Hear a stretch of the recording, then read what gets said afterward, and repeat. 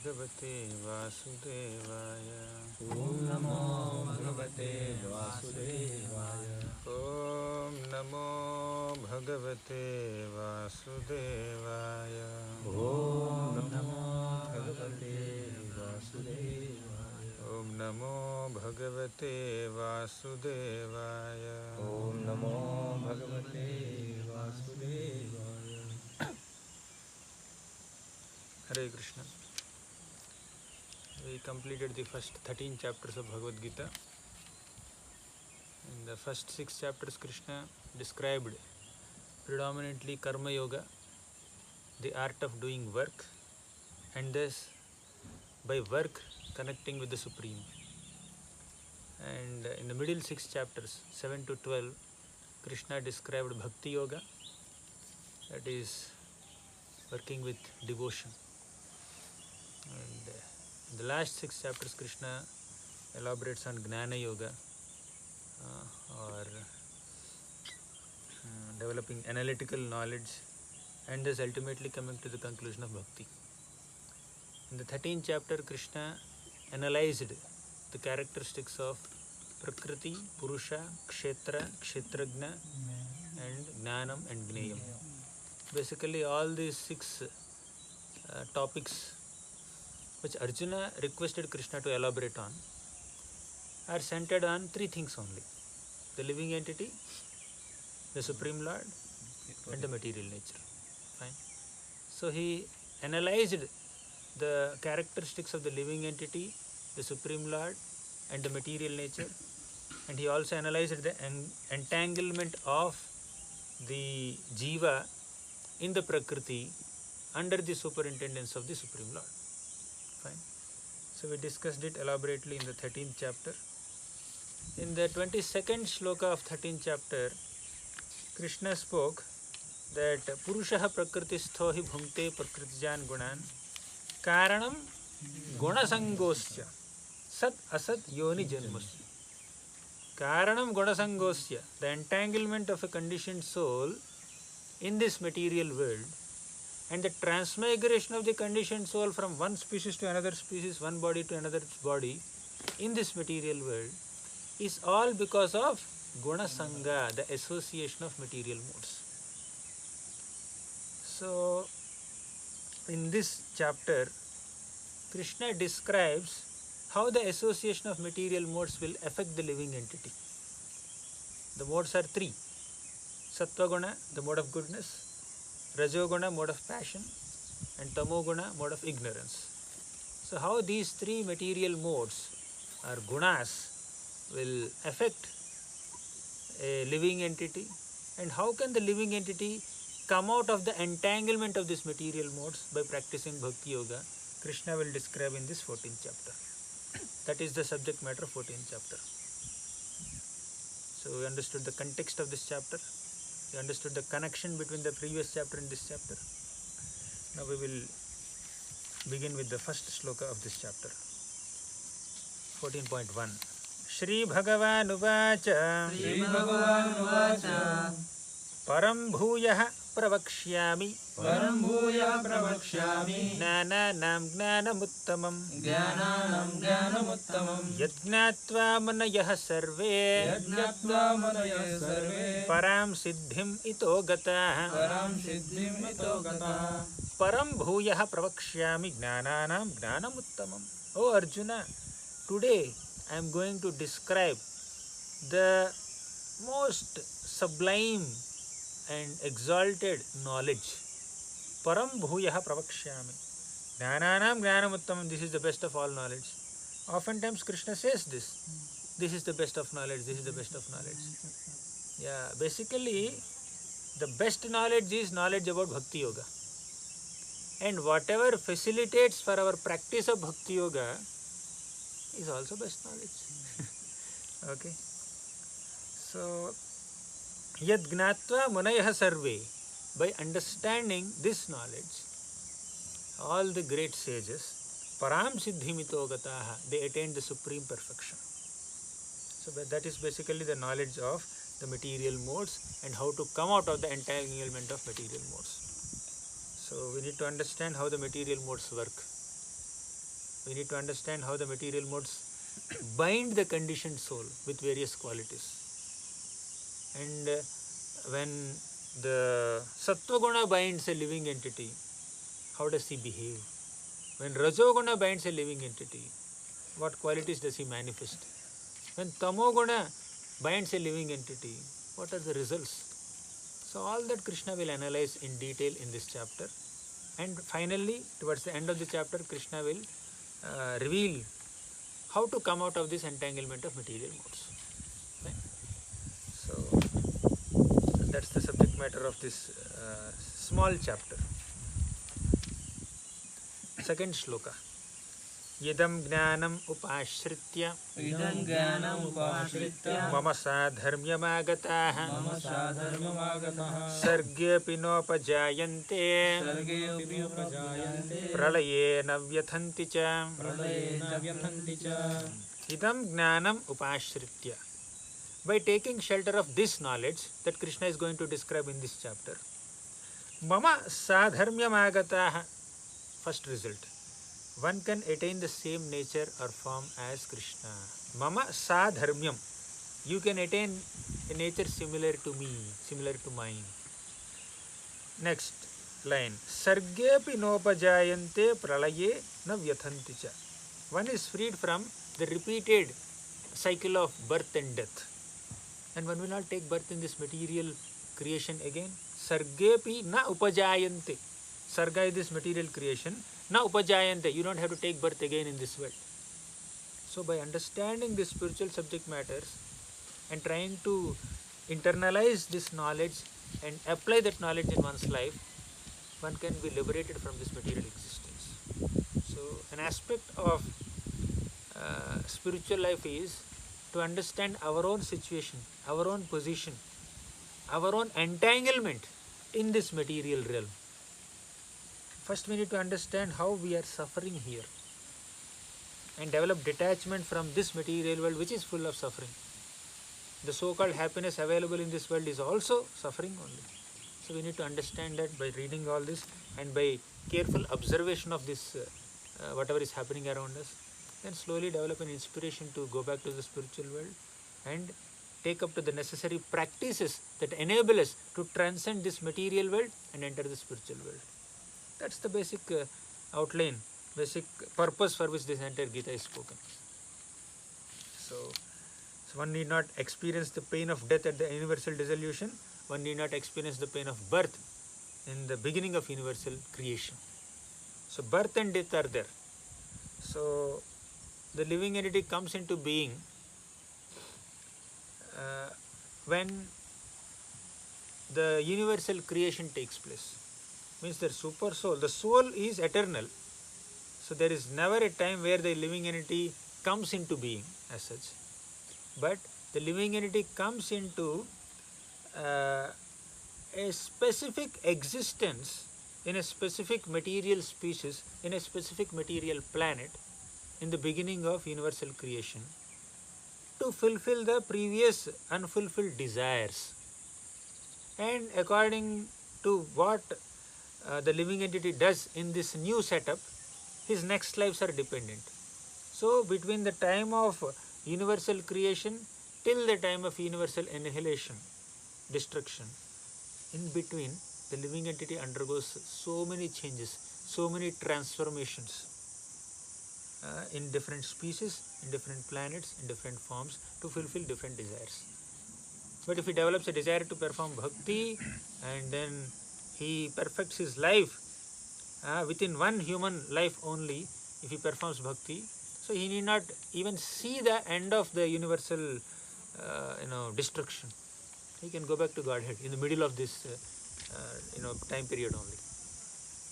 So for that we need to develop knowledge of Bhagavad Gita and apply that knowledge. That's why Krishna says, Sargepi na upajayanti. If you understand this knowledge and apply this knowledge, then you need not take birth in the beginning of universal creation. Pralaye na vyathanti cha. At the time of universal destruction, you don't have to die.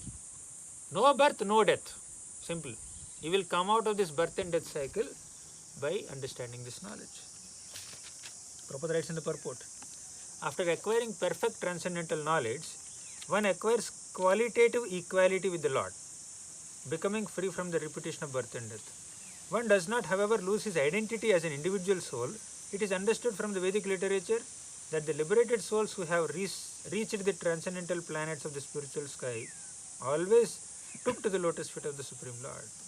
Even after liberation also, devotees maintain their individual identities in their service to Krishna. Next, third shloka.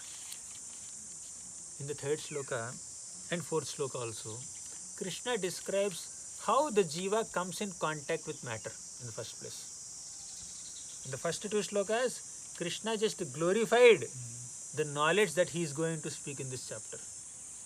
In the next two shlokas, Krishna will just describe how the jiva comes in contact with this Prakriti, material nature. Then, in the next four shlokas, Krishna describes how the material modes in this material world bind the jivas. Let's discuss the third chapter, third shloka. Mamayo nirmahad brahma tasmin garbham dadamyaham sambhavah sarva bhutanam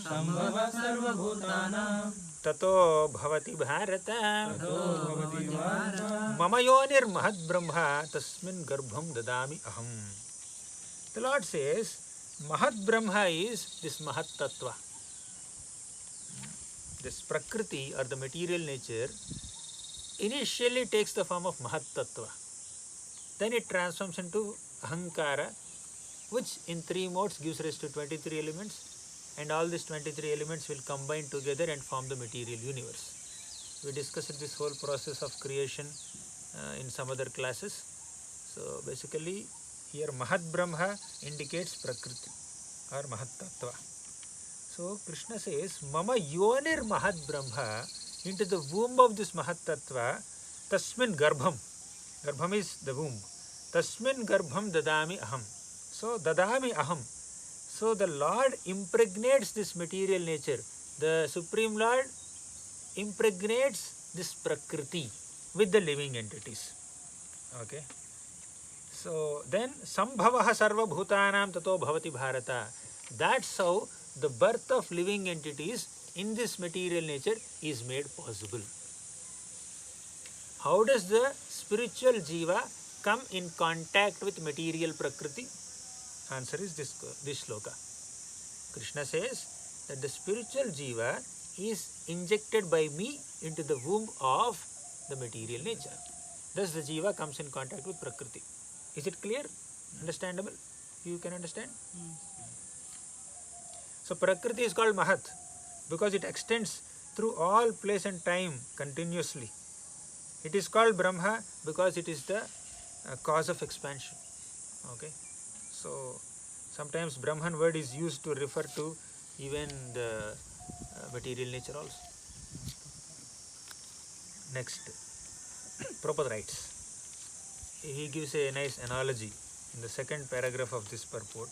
He says, the scorpion lays its eggs in piles of rice, and sometimes it is said that the scorpion is born out of rice. But the rice is not the cause of scorpion. Actually, the eggs were laid by the mother. Similarly, the material nature is not the cause of birth and death of living entities. The seed is given by the Supreme Lord. Krishna says, Aham bija pradah pitah. I am the seed giving father. And Prakriti is the mother, and the father injects the living entities into the womb of the mother, as Krishna says here. Mama yonir mahat brahma. Mama, me. Krishna says, I do this. I am your father. So many times clearly Krishna says, I have injected all these living entities in the womb of material nature. Okay. Thus, every living entity according to his past activities has a different body created by the material nature, so that the entity can enjoy or suffer according to his past deeds. The Lord is the cause of all manifestations of the living entities in the material world, ultimately. Fourth shloka. It happened to me Karmana Devanatra, because of his desire or karma, Krishna Karmana Devanetrena Chintur Dehopapate.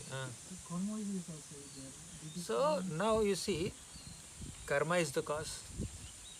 then Samay. Kala is the cause. Okay. Swabhava is also the cause. Prakriti is also the cause. Ishvara is also the cause. So all these are causes. Ultimately, cause of all causes is Krishna. Second level, ultimately the cause, second ultimate, is Prakriti. Yeah, without the Lord's sanction, Prakriti will not do anything. So the top cause is, the topmost cause is Krishna, ultimately. But within the material realm, it is Prakriti that operates. Okay. But ultimately, why the Prakriti is behaving in this way, why the Supreme Lord is sanctioning like this? Because the living entity is desiring. Okay. When Kala is acting as a representative of the Lord. So the Lord is only acting. When Swabhava is acting, Swabhava is just a product of all the material impressions. Okay. That belongs to the Jiva only. Karma is acting, means karma belongs to whom? The Jiva. When we say Jiva is the cause, we are also indicating that his Swabhava is the cause and the Jiva's karma is also the cause. Swabhava and karma are included in Jiva. Kala is included in the Lord and Prakriti is there. So the cause of the Jiva's entanglement is all these multiple reasons. But ultimately, the main responsibility lies on the Jiva. Unless the Jiva desires to enjoy separately from the Lord need not sanction the desire and the Prakriti need not facilitate that desire. So it is the Jiva who misuses his minute independence to enjoy separately from the Lord and get entangled in this material realm. Okay? Because the Jiva is so adamant, the Lord sanctions. Because the Lord sanctioned, the Prakriti facilitates. But without the Lord's sanction and without the Prakriti's facilitation, the Jiva cannot exercise his independent desires also. We discussed all this in the 5th and 3rd chapters. Okay. So thus all three are the causes. But it all began with the Jiva's independent desire. So why the jail has to exist?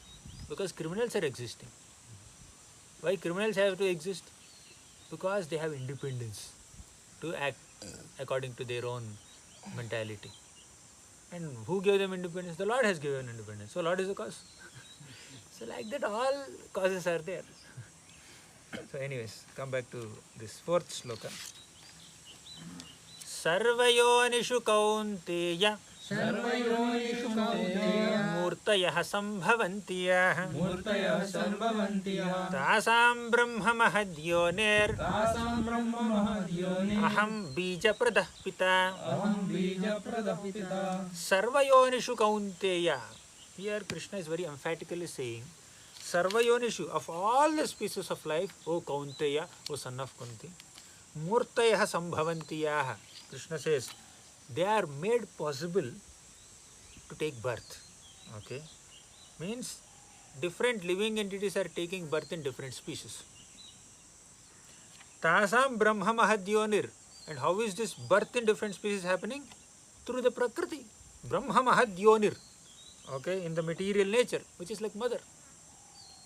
And aham bija pradah pitaha. I am the seed giving father.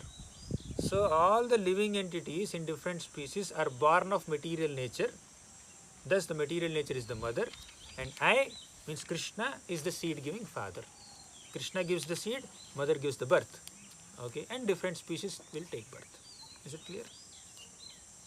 So seed giving father means the Lord injects the living entities into the womb of material nature and the material nature creates their bodies. Material nature is the mother because the body is created by material nature. The Lord is the father because the soul is injected into that body. Okay, so like that Krishna is the father, Prakriti is the mother of all the jivas. Okay, this is also a very important sloka. Sarva yonishu kaunteya murtayaha sambhavantiyaha tasam brahma mahadyonir aham bija pradah pita. So this verse, in this verse it is clearly explained that the Supreme Personality of Godhead Krishna is the original father of all living entities. Whether they are animals or human beings or devatas or men or women, Indians or Americans, the mother is material nature, the father is Krishna. very clear. The living entities are combinations of material nature and the spiritual nature. Such living entities are seen not only on the planet but on every planet, even on the highest where Brahma is there. Fifth shloka. So, in the first two shlokas, we have seen how Krishna glorified the pure knowledge that he is going to give. In the third and fourth shlokas, Krishna described how the Jiva came in contact with Prakriti in the first place. So, that completed first four shlokas. In the fifth shloka, you see how the material nature binds the living entity. The living entity is pure, the spirit soul. So, from fifth shloka till ninth shloka, Krishna describes the entanglement or bondage of the jivas within this material world. Hare Krishna. We discussed the first four chapters, first four shlokas in the 14th chapter. In the first two shlokas, Krishna glorified the knowledge that he is going to reveal in this chapter. And in third and fourth shlokas, Krishna described how the jiva comes in contact with Prakriti. The Supreme Lord, as the seed-giving father of all living beings, he injects the living beings into the womb of the material nature. Thus, the jiva comes in contact with Prakriti. Fine. Fifth shloka. Sattvam rajastama iti सत्वं रजस्तम इति गुणाः प्रकृति संभवाः गुणाः प्रकृति संभवाः निबध्नन्ति महाबाहो निबध्नन्ति महाभावो देहे देहिनमव्ययम्. देहे देहिनमव्ययम्. From 5th shloka till 9th shloka, Krishna describes how the material modes bind the jivas. The 5th verse describes the jiva's bondage under the spell of the three modes in general. Sattvam rajas tama iti. There are three modes. Sattva guna, goodness. Rajo guna, passion. Tamo guna, the mode of ignorance. Gunaha prakriti sambhavaha. These three gunas are born or produced of material nature. Okay. Nibadhananti mahabaho. They bind. Badhananti means binding, tying up. O mahabaho, O mighty armed Arjuna, these three modes bind the living entity. Dehe, dehinam, avyayam. The living entity is changeless. Okay.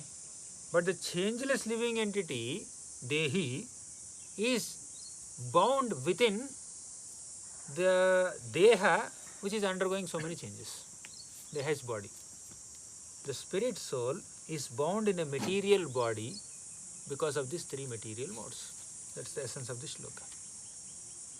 Okay. So, how they are binding? 6th shloka describes the bondage by sattva guna. Tatra sattvam nirmalatvat तत्र सत्वं निर्मलत्वात् prakashakamanāmayam प्रकाशकमनामयम् sukhasangena badhnāti सुखसङ्गेन बध्नाति jnanasangena chanagha. ज्ञानसङ्गेन चानघ. Tatra sattvam nirmalatvat. Mala means contamination. Nirmala means no contamination. Sattvam, the material mode of goodness, is purest of all the three modes. It's nirmala.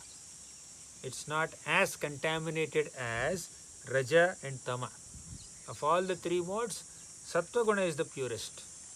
Tatra sattvam nirmalatvat prakashakam anamayam. Prakashakam means it is illuminating. Anamayam, it is freed from all sins and distress. Means somebody who is in mode of goodness or who is predominantly influenced by mode of goodness, he is pure generally, and prakashakam and anamayam.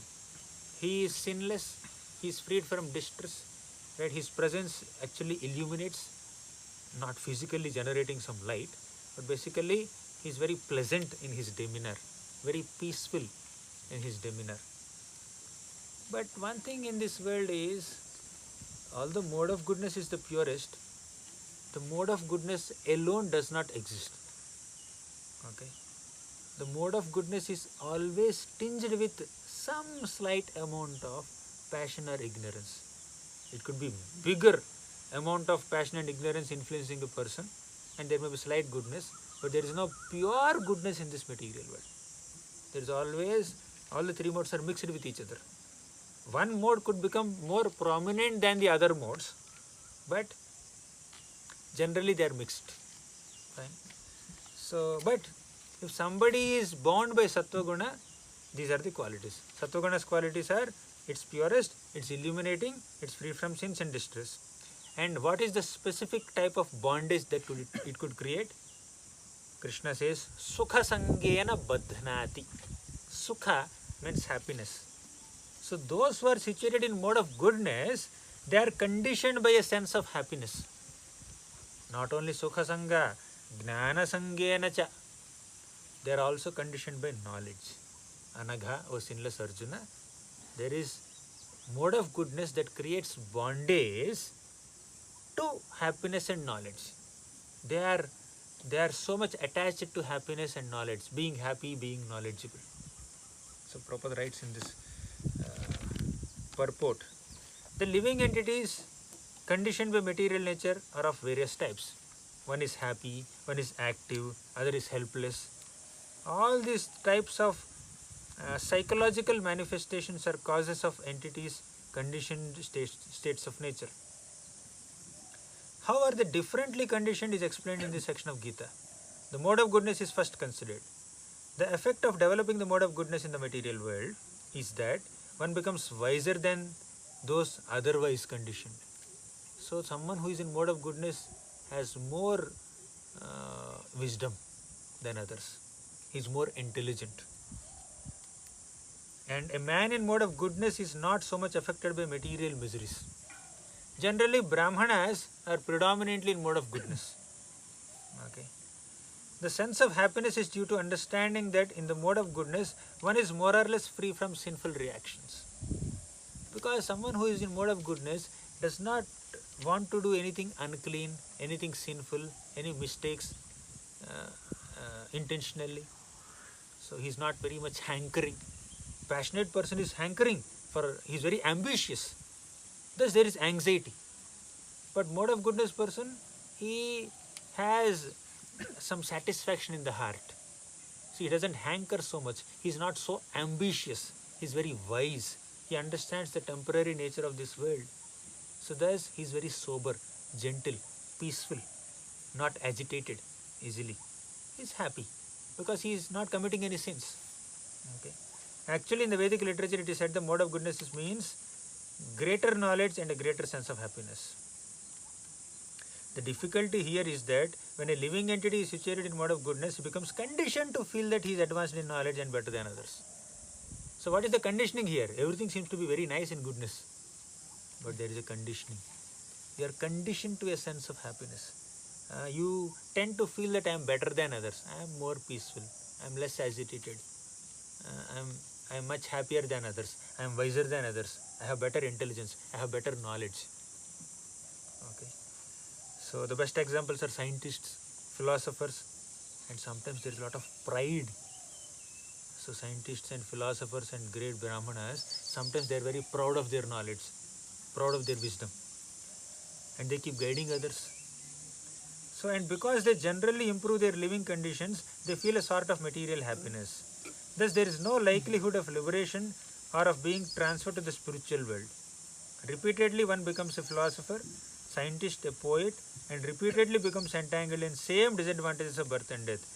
But due to illusion of the material energy, one thinks that the life is very pleasant. So, the conditioning, this is very deep-rooted conditioning. So, there is a sense of happiness, but this happiness or knowledge is on a material plane only. Although there is an understanding of the temporary nature of things, but it's not a very deep spiritual understanding. Okay, you understand? Mode of goodness person is satisfied, peaceful. He is not so obsessed to acquire things. He is peaceful, but he is attached to that peace. There is an attachment of the peace in detachment. So, repeatedly a person, for example, mode of goodness person is a poet. Okay. And he writes poetry. And he takes a lot of happiness in writing that poetry.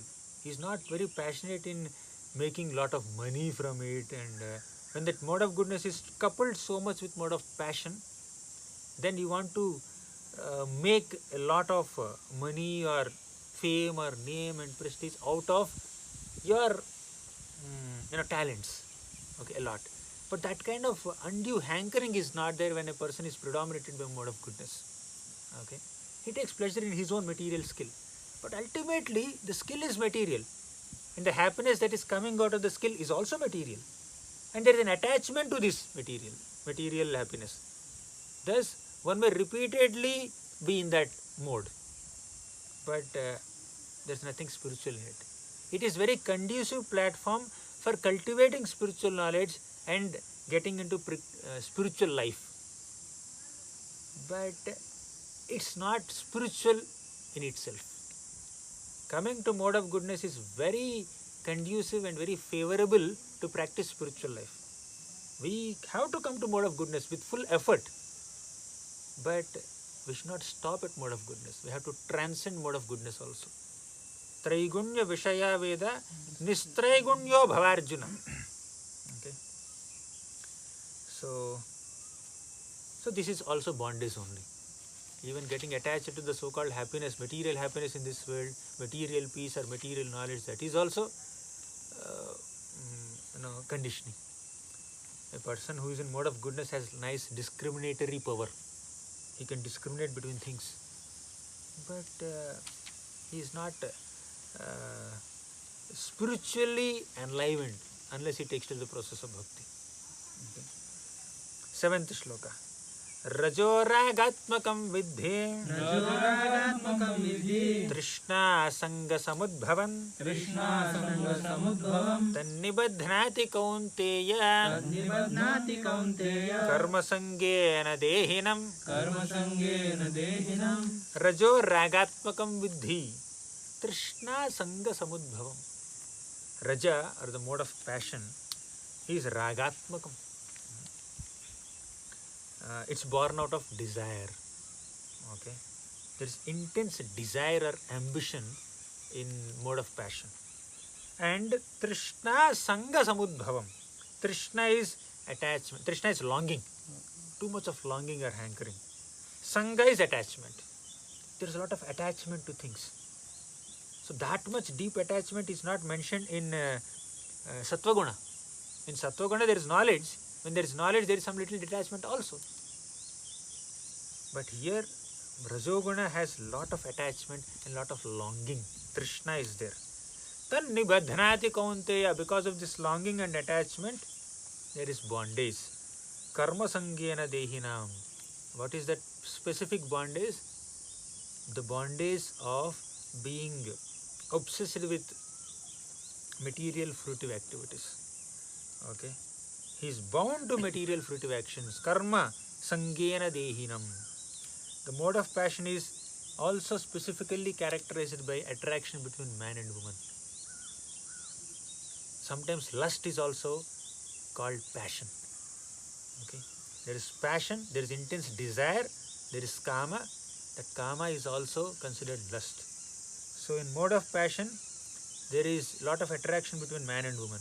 Person who is in mode of goodness is not so obsessed with desire for engaging or associating with the opposite gender. Not too much.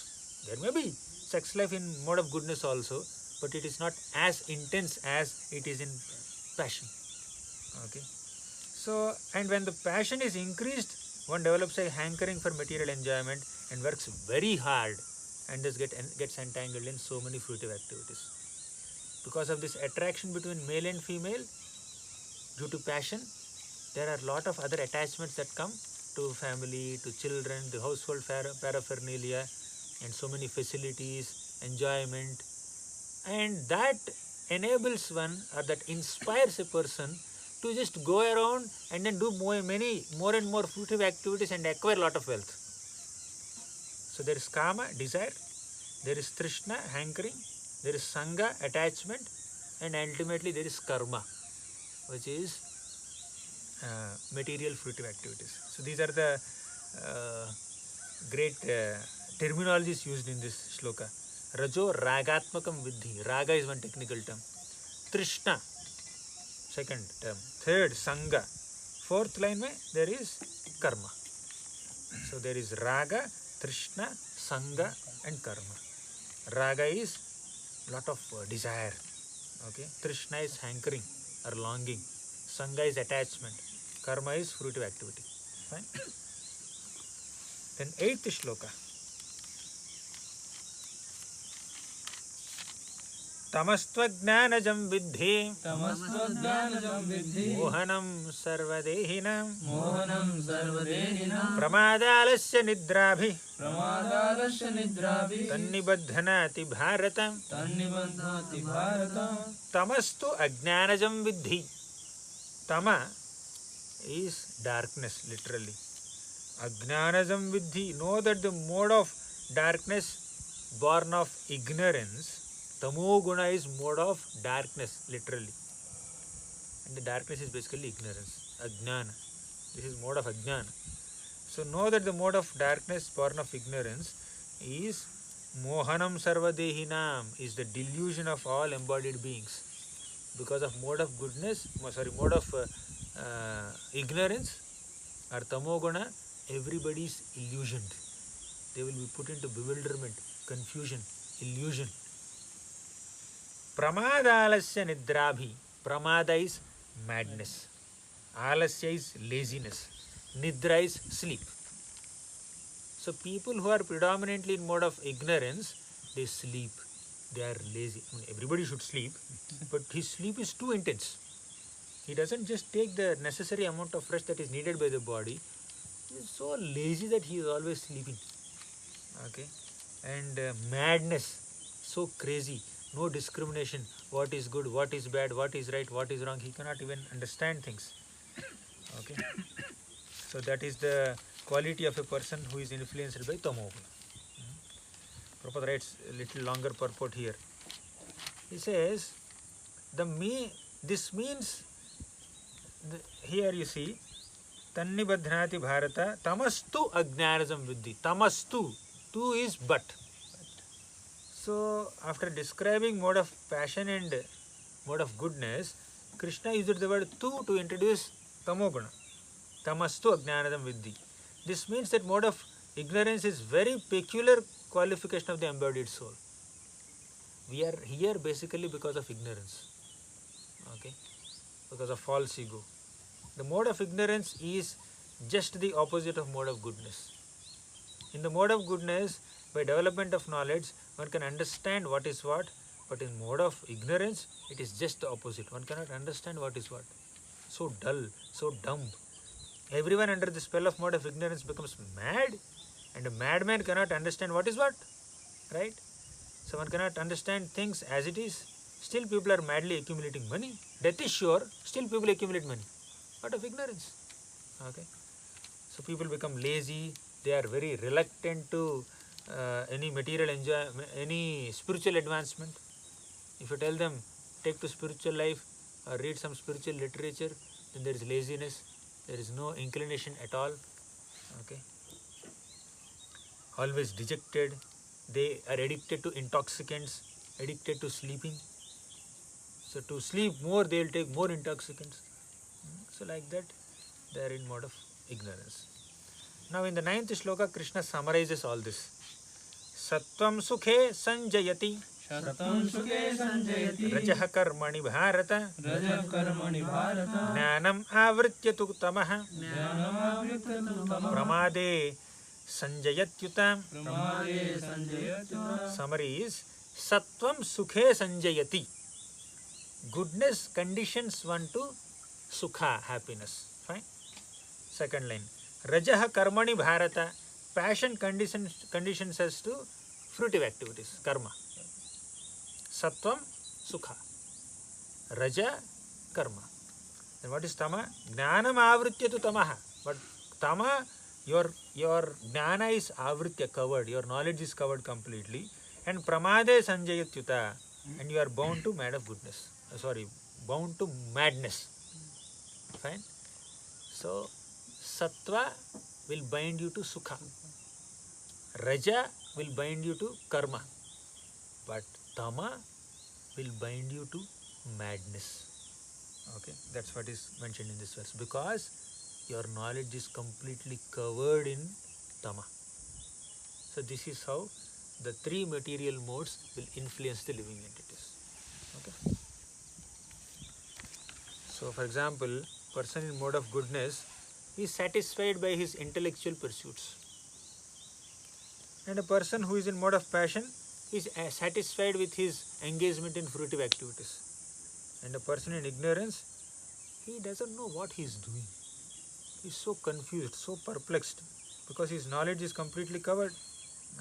Whether one does good, he does good neither for himself nor for others.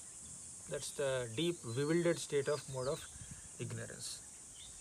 Now, all these modes constantly fight with each other for prominence. Even times are also in mode of, in one of these three modes. Early morning time, Brahma Muhurta time, it's predominantly in mode of goodness. Their passion and ignorance are low. A person who is predominantly in mode of passion or ignorance, even if the time is in mode of goodness also, he is still so dull-headed. Right? So he'll sleep at that time.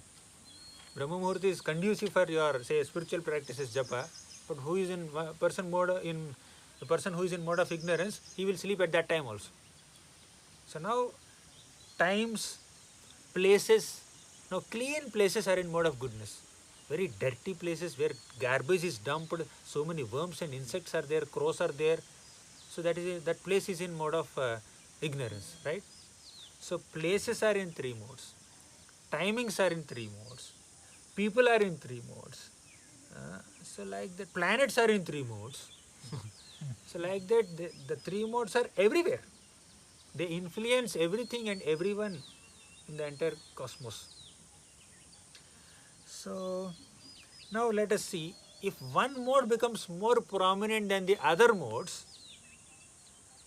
what is the effect? We will see in the next 4 slokas. In the 10th sloka, Krishna says, Rajastamascha vibhuya Sattvam bhavati bharata Rajah sattvam tamaschaiva Tamah sattvam rajastatha Rajastamascha abhibhuya Sattvam bhavati bharata. Sometimes the mode of goodness becomes prominent, defeating Rajoguna and Tamoguna. And Rajaha sattvam tamaschaiva. Sometimes Rajoguna becomes more prominent than Sattvaguna and Tamoguna. And Tamaha sattvam rajastatha. Sometimes Tamoguna becomes more prominent than Sattvaguna and Rajoguna. Is it clear? One of them will become more prominent than the other two. There is competition between the modes also. There is predominance. Prabhupada writes, now you see the modes appear and disappear according to operation or exhaustion of old karmas. The prominence of certain mode is manifested in one's dealings, activities, etc. How can you understand that the person is mode of passion? He is predominated by mode of passion. Now he is exhibiting too much of passion.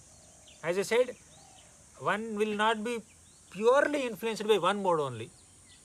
One could be predominantly influenced by one mode, while the other two modes are also there in a low profile. One who is actually intent on advancing in bhakti has to transcend these three modes. Then you see, Prabhupada writes, how to transcend these three modes? Therefore, one who is actually intent on advancing in Krishna consciousness has to transcend these three modes. The prominence of some certain mode of nature is manifested in one's dealings, his activities in eating and many other things that we will see. In next few chapters describe this whole thing, the effect of different modes on different things, different qualities. So, by practicing bhakti only one can transcend these three modes. Daivi hiyasha gunamayi mama maya duratyaya. Maya is Prakriti. Okay, gunamayi, that Prakriti is filled with the three modes. But mameva ye prapadyante, if you take shelter of this Krishna, maya metam tarantiti. One can transcend this maya, one can transcend this material modes under maya. 11th shloka. Now 11th sloka describes when mode of goodness is prominent, what will happen. 12th sloka, when mode of passion increases, what will happen. 13th sloka, when ignorance is prominent, what will happen. 11th sloka. सर्वद्वारेषु देहेऽस्मिन् सर्वद्वारेषु देहेऽस्मिन् प्रकाश उपजायते प्रकाश उपजायते ज्ञानं यदा तदा विद्यात् ज्ञानं यदा तदा विद्यात् विवृद्धं सत्त्वमित्युत विवृद्धं सत्त्वमित्युत सर्वद्वारेषु देहे अस्मिन्. Dvara literally is gate, but here sarvadvareshu dehe asmin. He is speaking about the gates in the body. Gates means the holes in the body. There are 9 holes in the body. 2 eyes are 2 holes, 2 ears, mouth, nose, etc. So you have 9 holes. You know what are they. So sarvadvareshu dehesmin prakasha upajayate. There is illumination. When mode of goodness increases, the 9 gates of the body are illuminated. By what? Some light will come out. What does this illumination mean? What is this illumination of the 9 gates of the body? It seems really difficult to understand. Krishna says, Jnanam yada tada vidyat vivruddham sattvam ityuta. They are illuminated by knowledge and happiness. One can see, one can hear, one can taste things in the right position. So in essence, to summarize this sloka, when mode of goodness increases, then all the 9 gates of the material body are illuminated with knowledge and happiness. Let's try to explain what is this. The 9 gates of the body are 2 eyes, 2 ears, then 2 nostrils, mouth, genitals and anus. These are the 9 gates. Now, you see through your eyes, and you smell through your nose, or breathe, or smell. You eat through your mouth, you hear through your ears, and there is urine and stool, other 2 gates. So, means there are inputs coming in, there are outputs going out. Here the holes are accepting some things inside and emanating some things outside. So eyes are accepting a lot of beautiful objects. There are flowers, there are fruits, there are temples, there are trees, and there are movies, there are people, men and women, there are animals. That you are seeing so many things. There are mountains, waterfalls, and eyes are also emanating tears. Ears are there, wax comes out and sound vibration goes in. So something gross is coming out, something gross visions are also going in, and they are also creating impressions in the mind. So when the gates of the body are illuminated with knowledge and happiness, whatever you see with proper discrimination. So this gate of the body is illuminated with knowledge, means you will see only those objects that are worth seeing. You will hear only those sounds that are worth hearing.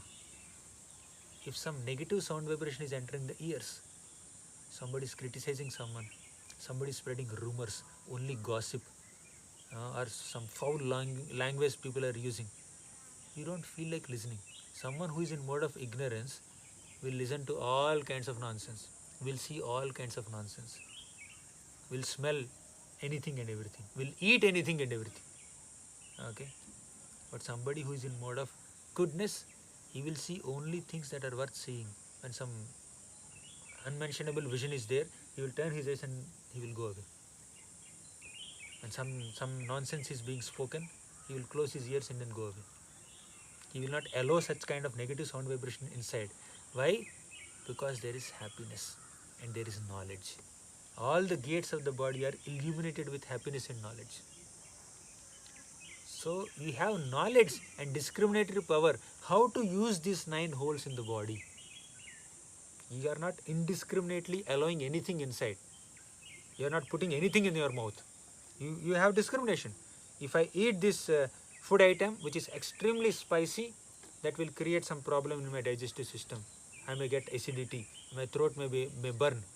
By overeating, there is some pain when you are passing stool. Okay, so means if we use this 9 gates without knowledge, means not being in mode of goodness, there is pain, there is no happiness. But if you eat simple digestible food, definitely which is offered to Krishna, you can digest it, and there is no pain while passing stool. Okay, if you see only good objects, then you will not get bad dreams. Okay, you are seeing everything pleasant, your mind is also pleasant. Some people may say something horror. Okay, they will get fearful. Some people will see other people, some people troubling other people. Some violence they will see. They may enjoy that violence. Somebody who is in mad of other modes, lower modes, they will enjoy seeing that violence. Somebody is cutting the throat of an innocent animal, people will see and then they are happy. Okay, I saw one small child, and small chicken is just moving around there. Seeing that small bird, which is a very small chicken, okay, then he said, we have to cut it and eat it. The small child, hardly some 3-4 years old, is saying that. But he has seen elders eating it. Okay, so you can see what mode they are in. So some innocent vision also could create a violent reaction in the mind depending on which mode you are influenced. Okay, so you understood the context of this, how Krishna is saying this. All the 9 gates of the body are illuminated by knowledge and happiness. You have discrimination to use these 9 holes of the body. You will not smell anything and everything. Okay, you will not hear anything and everything. Fine. Then one will not unnecessarily use these holes of the body through which so many things go inside and so many things come outside. What goes in only will come out.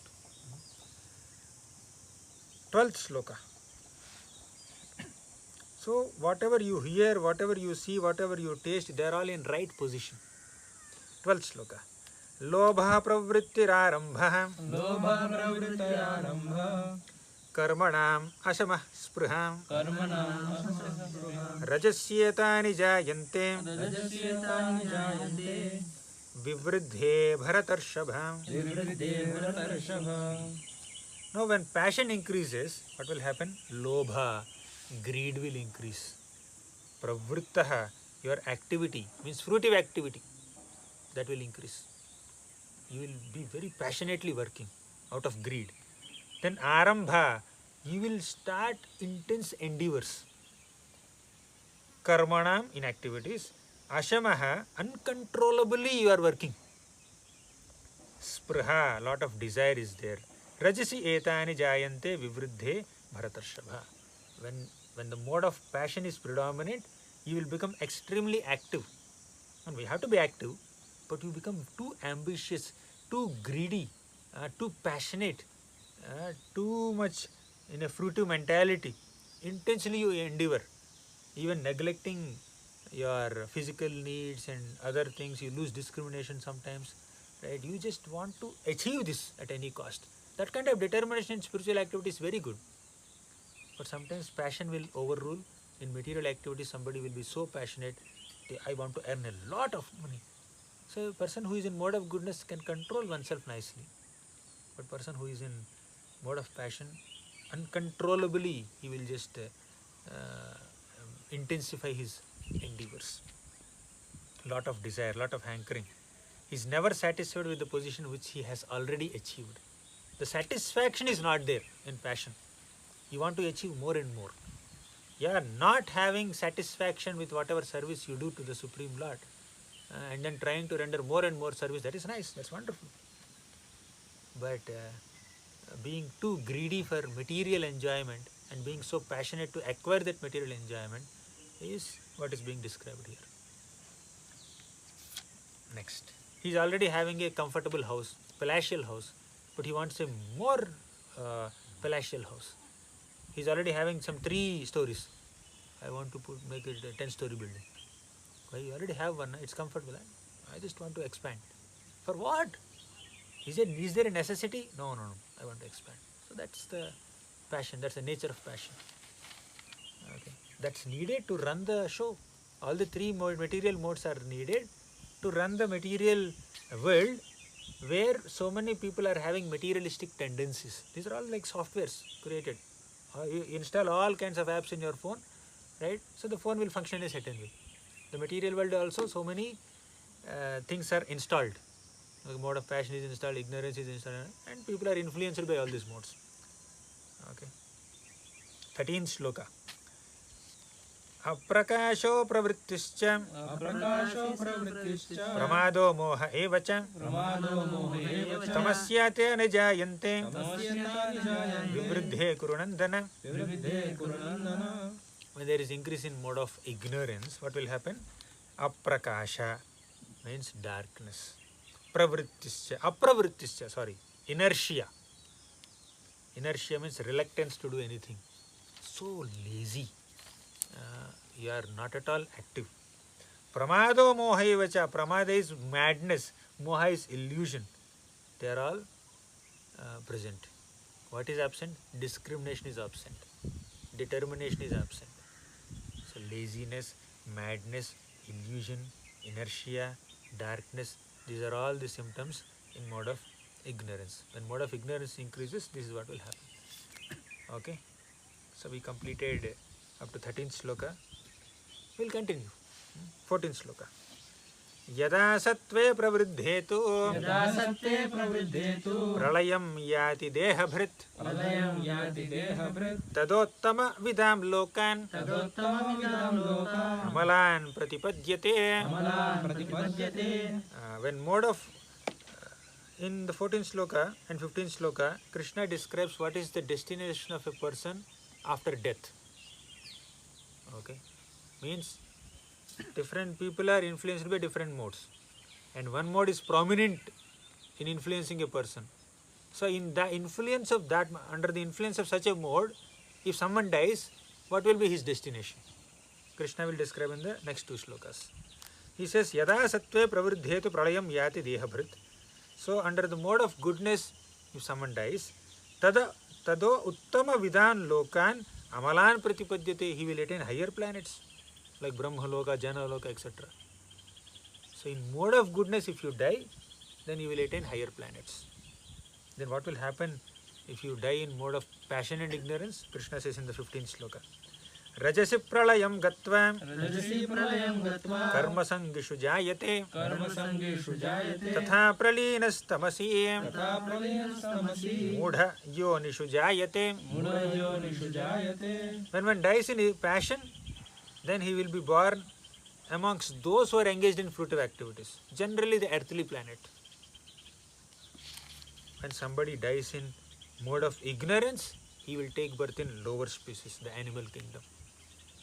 So death in mode of goodness will take you to higher planets. Death in mode of passion will keep you in the earthly planet, and death in mode of ignorance will take one to lower species or the animal species. So this is what happens to a person. This is the destination of a person after death. Some people have the impression that when the soul reaches the platform of human life, it never goes down again. Not necessarily. After undergoing 8.4 lakh species, one may come to the stage of human life. That does not mean you will eternally remain a human being. There is degradation also if a human being misuses one's independence. This is, according to this verse, if one develops the mode of ignorance, after death he will become an animal. That is very clear. No guarantee that a human being will again attain human status only. 16th shloka. Karmanaha sukrutasyahu satvikam nirmalam phalam rajasastu phalam dukkham ajnanam tamasah phalam karmanaha sukrutasya ahu satvikam nirmalam phalam. Now in the 16th, 17th and 18th shlokas, Krishna will describe what will be the result of your work in passion, ignorance and goodness. First it begins with goodness. So if you are actions or work is in mode of goodness, then there is nirmala, purity. See this, karmanaha nirmalasyahu. Okay, satvikam nirmalam phalam. Sorry, the results of your action in mode of goodness will be very pure without any distress. Okay, results of action in mode of goodness will be pure. Then jnanam, they will lead to knowledge, and higher planets, heavenly planets up to Brahmaloka. We will discuss more. Then 17th shloka. Before that, let's see. Karmanaha sukritasya ahuhu satvikam nirmalam phalam. Satvika is there, then your phalam will be nirmalam, freed from any distress. Then rajasastu phalam dukkham. If you are doing your actions in mode of passion, then dukkham, you will get misery. Then ajnanam tamasah phalam. If you are doing your actions in the mode of ignorance, then foolishness is the result. Ajnan. Okay. Mode of goodness, sukham. Result is sukham, happy. And mode of passion, result is dukkham, distress. In mode of ignorance, the result is foolishness, ajnana. Next. Now Prabhupada writes a purport here. The sages who are free from illusion are situated in happiness, but activities in the mode of passion are simply miserable. Any activity for material happiness is bound to be defeated if, for example, somebody builds a big skyscraper. So much human misery has to be undergone before a big skyscraper can be built. The financier has to take much trouble to earn mass of wealth, and those who are slaving to construct the building have to render physical toil. These miseries are there. Thus Bhagavad Gita says that in any activity performed under the spell of mode of passion, there is definitely great misery. There may be a little so-called material mental happiness. I have this house or this property or this money. But ultimately that is not the happiness, because the house will leave you or you will have to leave the house. As far as mode of ignorance is concerned, the performer is without knowledge only, and therefore all his activities result in present misery, and afterwards he will go on towards animal life. So slaughtering poor animals and all this, Prabhupada says, animal slaughter, cow protection is very much needed. So indulgence in animal killing for the taste of the tongue is grossest kind of ignorance. How can somebody kill a cow just to satisfy one's tongue? That is ignorance. That's what Krishna says. Killing cows is the most vicious, because the cow gives us all kinds of pleasure by supplying milk. Of all kinds of animal killing, killing cows is most vicious. Cow slaughter is an act of grossest type of ignorance. Namo Brahmanya Devaya Go Brahmana Hitaya Cha Jagadhitaya Krishnaya Govindaya Namo Namaha. Krishna is specifically described as Go Brahmana Hitaya Cha. He specifically desires the welfare of cows. He is the lord of cows. So if somebody is troubling Brahmanas and cows, he will displease Krishna. Brahmanas are symbol of spiritual education. Cows are the symbol of most valuable food. So these two living creatures, the Brahmanas and cows, must be given all protection. That is real advancement of civilization. 17th shloka. Sattvat sanjayate jnanam rajaso lobha evacha pramada mohau tamaso bhavato jnanam evacha. Sattvat sanjayate jnanam. From sattva guna, jnanam is born. Means if you do some activity in mode of goodness, you will attain knowledge. Okay. Then rajaso lobha evacha. If you do an activity in passion, you will only get lobha. You will become more and more greedy. Pramada mohau tamaso bhavato ajnanam evacha. When somebody does an action in mode of ignorance, that will only lead to pramada, means madness. Moha means illusion. Okay. The next shloka. ऊर्ध्वं गच्छन्ति सत्त्वस्थाः ऊर्ध्वं गच्छन्ति सत्त्वस्थाः मध्ये तिष्ठन्ति राजसाः मध्ये तिष्ठन्ति राजसाः जघन्यगुणवृत्तिस्थाः जघन्यगुणवृत्तिस्थाः अधो गच्छन्ति तामसाः अधो गच्छन्ति तामसाः ऊर्ध्वं गच्छन्ति सत्त्वस्थाः. Somebody who is in mode of goodness will go to higher planets like Brahma Loka and others. Urdhvam, he will go up. Then Madhye Tishtanti Rajasaha, people who are in mode of passion, means people who work in mode of passion, they will remain in this Madhye, middle planetary system, earthly planet mainly. And Adho Gachanti Tamasaha, people who are in influenced by mode of ignorance, they are working under mode of ignorance, they will go to lower planets or hellish planets. So this is how activities in different modes will lead to different living conditions, different kinds of results.